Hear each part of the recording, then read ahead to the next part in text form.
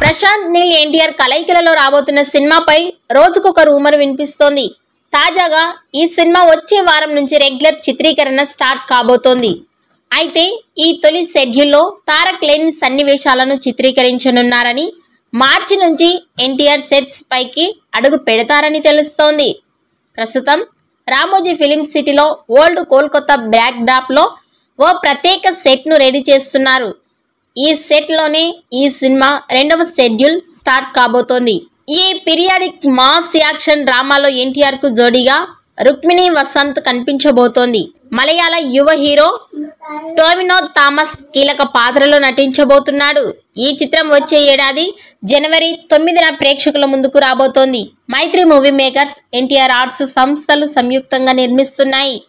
ఆ మధ్య ఈ సినిమా గురించి ప్రశాంత్ నీల్ మాట్లాడుతూ, ఆడియన్స్ ఊహించని స్థాయిలో ఈ మూవీని తీస్తున్నాను. ఎన్టీఆర్ పై అభిమానంతో ఈ సినిమా చేస్తున్నాను అని ఆయన పేర్కొన్నారు. ఇక ఈ వీడియో నచ్చినట్లయితే లైక్ చేయండి, షేర్ చేయండి. మరిన్ని లేటెస్ట్ అప్డేట్స్ కోసం మా ఛానల్ని సబ్స్క్రైబ్ చేసుకోండి.